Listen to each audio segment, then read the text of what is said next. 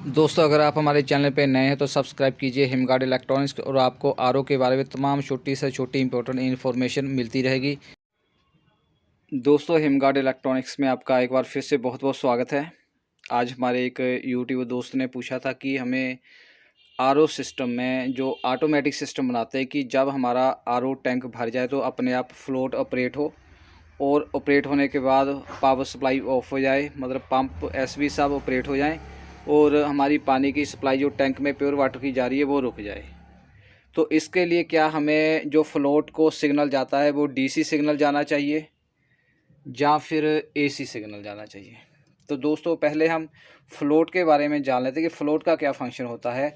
जब RO system के tank में इसको हम इंस्टॉल करते हैं फ्लोट को, तो नॉर्मल कंडीशन में ये इस तरह से नीचे को रहता है और जैसे जैसे पानी भरता है आरओ का तो धीरे धीरे ये ऊपर को जाना शुरू हो जाता है और एक कंडीशन होती है कि ये बिल्कुल इस पोजीशन पे आ जाता है और वहाँ हमारा जो माइक्रो स्विच है उसका जो सिग्नल होता है क्लोज सिग्नल, वो ब्रेक होकर ओपन हो जाता है। मतलब कि जो सिग्नल की सप्लाई पंप को जा रही होती है, एसवी को जा रही होती है, वो ब्रेक हो जाती है और ये काम करना बंद कर देते हैं और हमारी जो आरओ की मेम्ब्रेन की सप्लाई आउटपुट आरओ टैंक में जा रही होती है वो बंद हो जाती है। ये होता है फ्लोट का काम।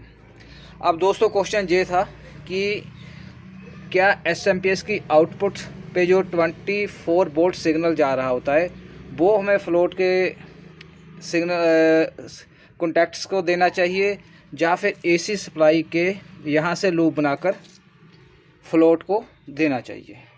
अब दोनों को मैं वन एक्सप्लेन करूँगा। पहले मैं डीसी सिग्नल को ही एग्जांपल लेता हूँ कि अगर हमने सर्किट डायग्राम बनानी हो तो कैसे बनेगी।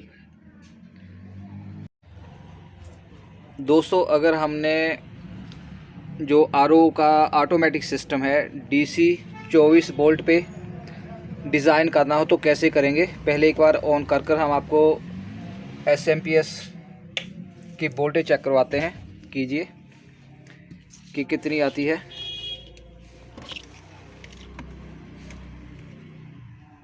लगाइए।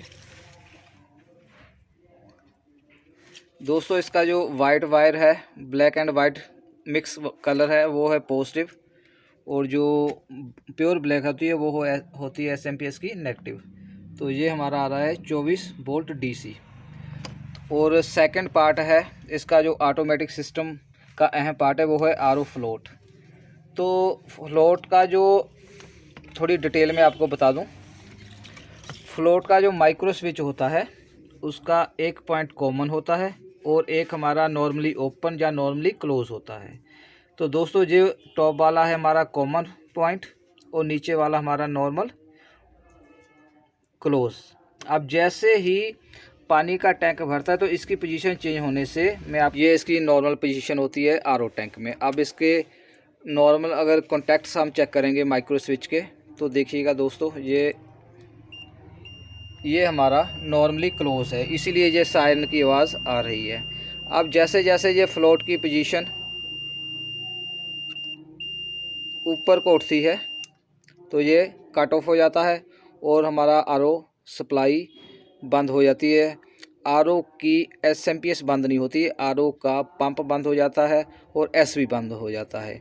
और जैसे ही हम पानी निकालते हैं ये फ्लोट फिर नीचे चला जाता है और दोबारा जो कॉन्टैक्ट्स हैं माइक्रो स्विच के वो ब्रेक से क्लोज में चले जाते हैं, दोबारा कॉन्टैक्ट्स बन जाते हैं। और जैसे ही हम दोबारा फ्लोट को ऊपर उठाते हैं, मतलब पानी के साथ टैंक भर जाता है, तो ये कॉन्टैक्ट्स जो है ब्रेक हो जाते हैं, कट ऑफ हो जाते हैं और हमारा आरओ सिस्टम का पंप और एसवी काम करना बंद कर देता है।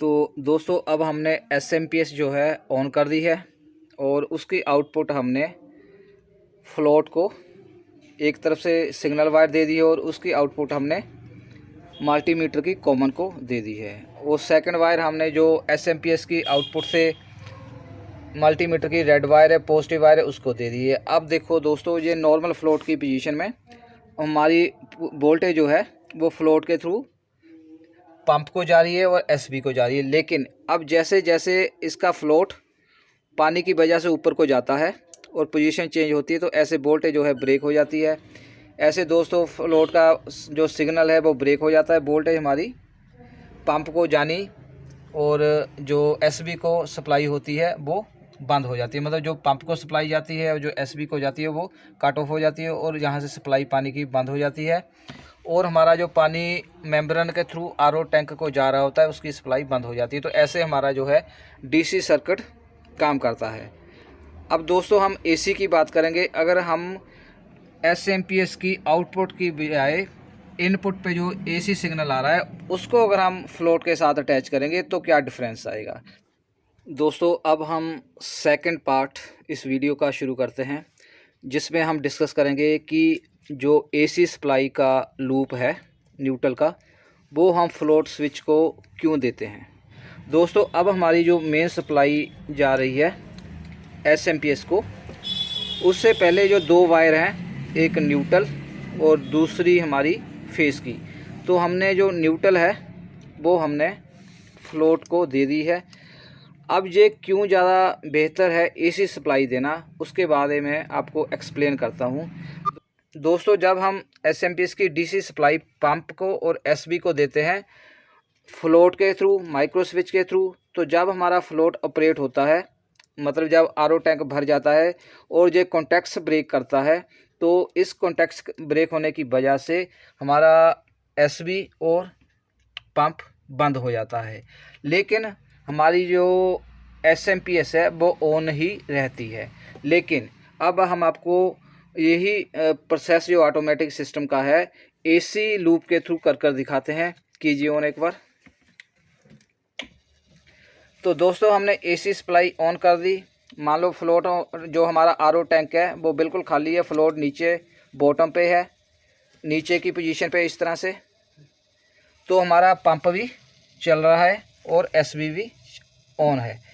अब क्या हुआ, फ्लोट धीरे धीरे जो है हमारा पानी भरने लगा और ये टॉप पे चला गया। अब उस पोजीशन में देखिए आपकी एसएमपीएस भी ऑफ होगी। तो ये सबसे बड़ा बेनिफिट है एसी लूप का फ्लोट को देने का।